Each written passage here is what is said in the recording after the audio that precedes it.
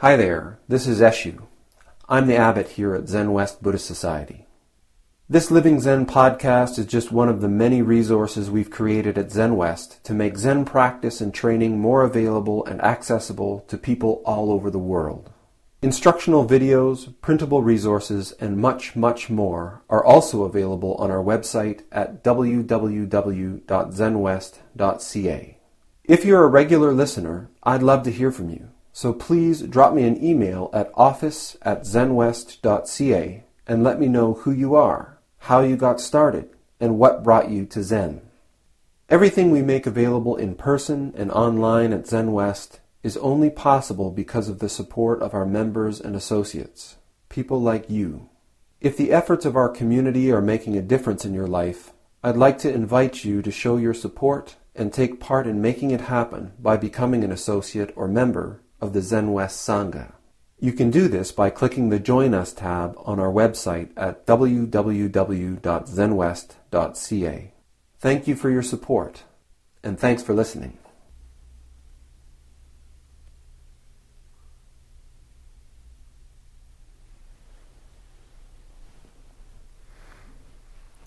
Welcome. Thank you all for coming, especially tonight. This evening was canceled at least once and then put back on the schedule.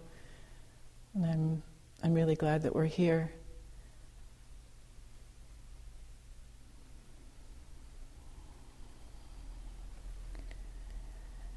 Some of you may know that I'm a junior priest.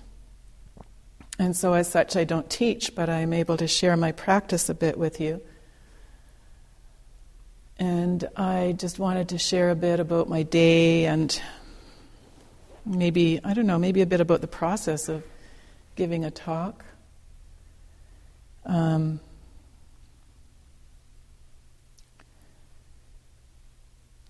me, it started with a pain in my chest sometime.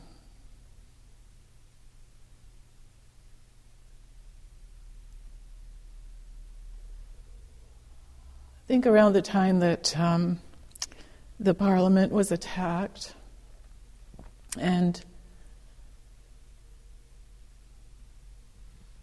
anyway, it seems to be resolving into a talk for tonight. But just to say that when I sit, which I've been trying to incorporate more and more into my life, and maybe do a little more of this month because we're going off to a 7-day Soshin at the end of the month. I like to just take a moment when I start sitting to breathe and to be present on the mat and to be open to the possibilities that might arise during the sit, and to be curious. What's this breath going to bring? What will the next breath bring?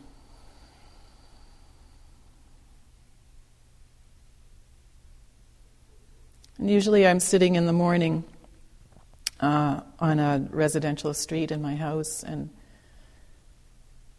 I like open windows, and so eventually I'll actually become present in the room, and I'll hear noises from outside, and sometimes it's just the gorgeous sound of Victoria waking up in the morning.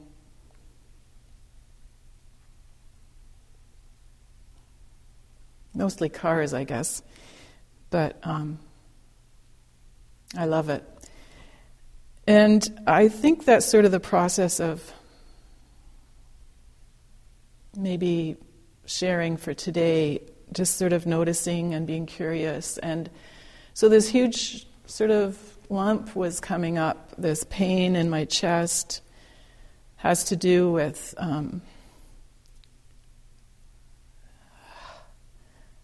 just how we deal with war, how we deal with differences of opinion. And being able to see now, because I'm 60, some of the patterns, and having heard the stories from the First World War, and my grandfather, who was just a teenager when he went off to war and fought in the trenches with all the mud and the lice and, all the things that you hear about today, because this week, it's just like this huge history lesson for Canadians, and I just really love that that's what we do, at the same time that I really hate and I can't stand having the CBC on. One day of the year, I just cannot handle that slip-slidey, honoring and respecting those who have fallen, those who are maimed, those who are displaced by war, and it's just sliding into glorification of war, and then sliding back out in this really interesting dance, and I just can't take it. And today when I got here, one of our team members was talking about, well, what about the Japanese and how would they feel about today? And that's a great question. How would it feel? And how does it feel to be First Nations on a day like today? And I just have so many questions about how to understand what happened. And I understand that the roots of the wars are centuries old in Europe, just centuries old. Like, I'm not a historian, I don't really know anything about it, but I do know that my grandfather was there in the First World War, and he was blown up and had shrapnel all over his upper body and lost an eye and lost muscles in his arms, and had a near-death experience in which he died. The nurse sitting beside him in the middle of the night realized that he had died and was sitting there crying. And he had an experience of meeting God and just telling God that no, he wasn't ready to die. He had a family back home because he was just a teenager, and his mother would be so upset if he didn't come home. And God said, okay, and let him go home. And he woke up to the crying nurse, and then her tears turned to tears of joy because he was back among the living. And he lived his life out of that moment of having met God and never having to fear again what would happen to him when he died ultimately, which he did 8 decades later. And taught his children and his grandchildren and his great-grandchildren love and understanding and, amongst the alcoholism and, all the stuff that goes on in life, a joy. And so here I am at 60 with that story in all my cells. And then there's my dad who went into the Second World War. And I know everyone has their own stories. But here I am, sitting on the mat. So my dad, at I think the same age, 17 or something, joined up for the Second World War, and different family.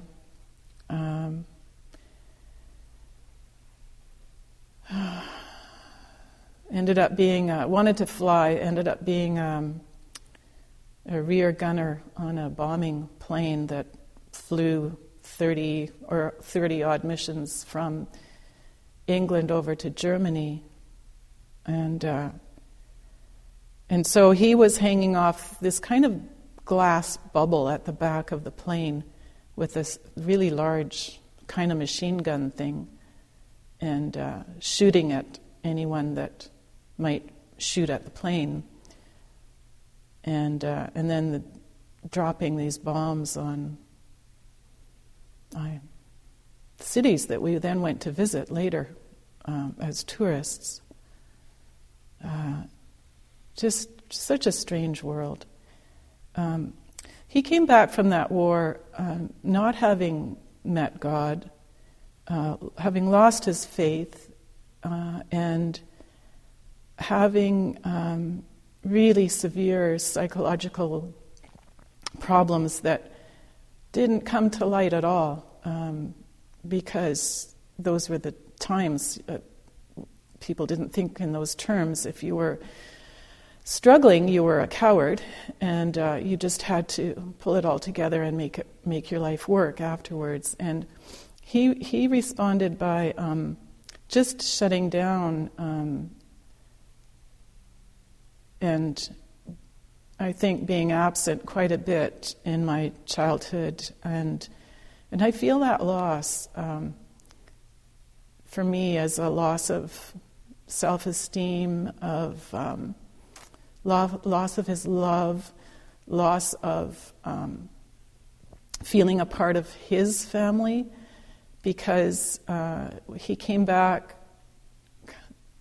somewhat tortured by the war, and then his dear sister died right after he got back. And this was a sister that he would go to dances with, and God knows what they dance to in those days, but maybe, I actually don't know. Would they be waltzing or jiving? I'm not really sure, but so his reaction was to shut down, and that led to years of depression for me. And he didn't allow any anger and in the family, and I took that on and was sure I had no anger for at least 3 decades until I realized, oops, yeah, actually, I've got anger issues, and I've been working with them ever since. And unfortunately didn't discover it soon enough, and I'm sure that I've passed along this pattern to my own children, who I love dearly, and unconsciously have passed on this legacy that I relate directly to the war and the mindset that sprang out of that war and allows us to continue to make war. I think we can all trace part of our makeup back to the First and Second World War, and here we are, and going to war again. We have several hundred Canadians in Iraq as we speak. So that's the lump on my chest, in my chest. That's the practice for me right now, is to sit with that pain, to realize that there's this huge pattern going on that I don't understand the roots of. I realize that I'm deeply affected, and I imagine that we all are. It's just that we tend to keep it inside.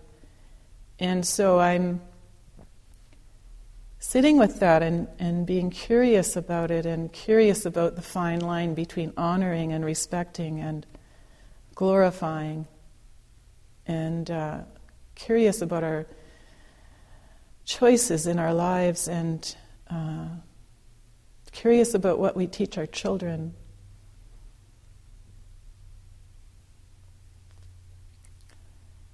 But I really thank this practice for giving me the courage to just look, just have a peek at what is in there, in that ball of pain, and breathe through it.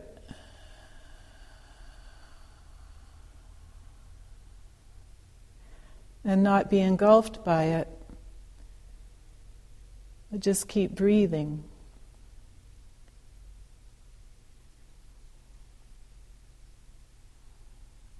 And questioning.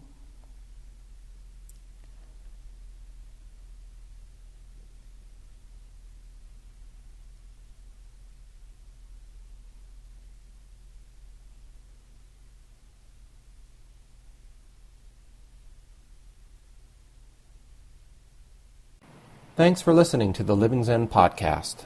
If you follow Living Zen through iTunes, I would very much appreciate it if you would take a moment to let me know what you think about it by rating or reviewing the podcast, so that new listeners can also hear what you have to say. Thank you for your time and for your support.